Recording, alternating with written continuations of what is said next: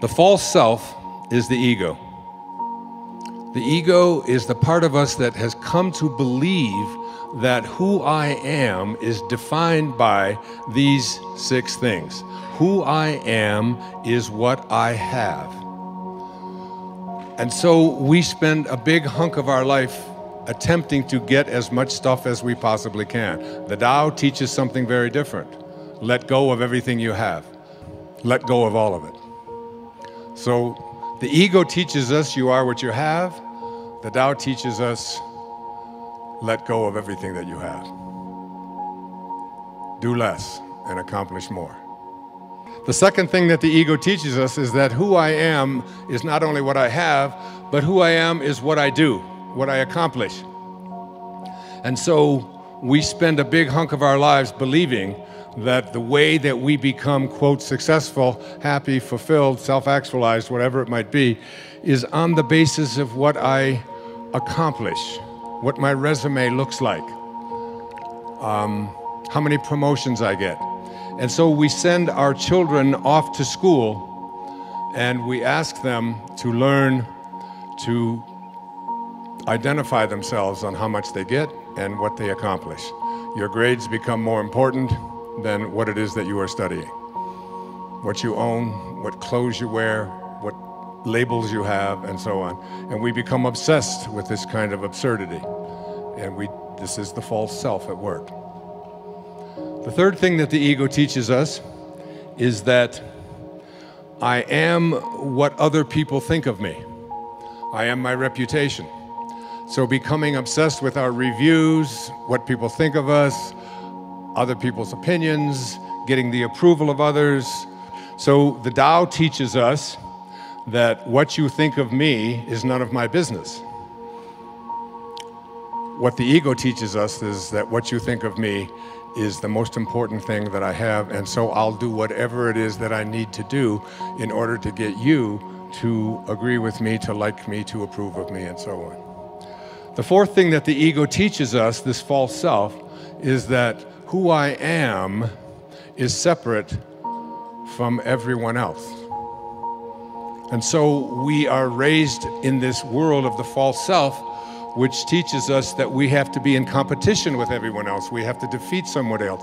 Being number one is the most important thing, and you see people doing this all the time at football games and at bat, and you'll see it when the Olympics come up, you know, that the gold medal is more important than anything else, and if I don't, you'll see people weeping and sobbing over this idea that I have to be better than somebody else in order to be fulfilled in my life.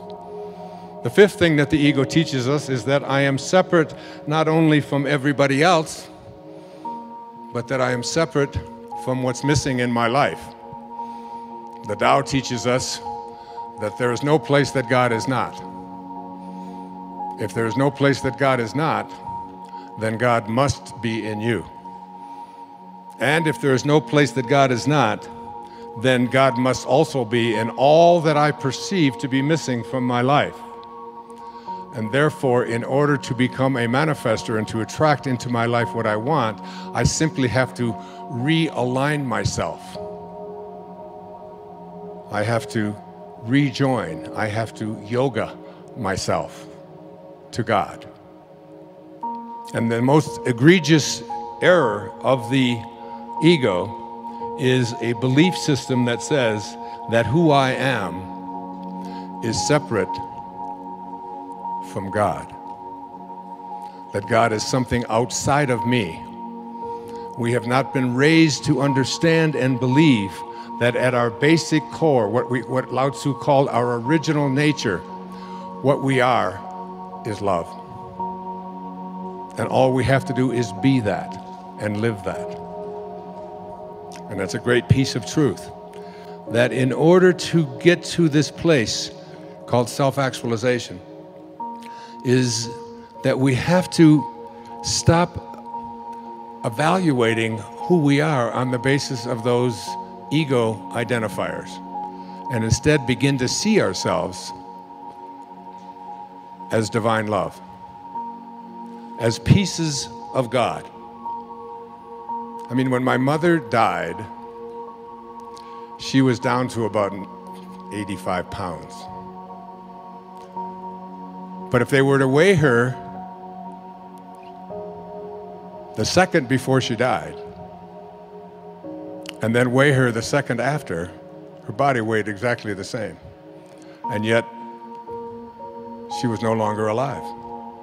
So her life, that what we call her life, is weightless.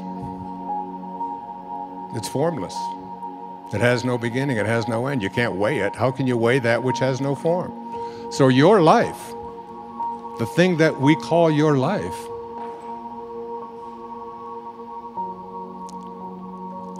is God. That's what you are. That's what every single one of us are. Who we are is infinite.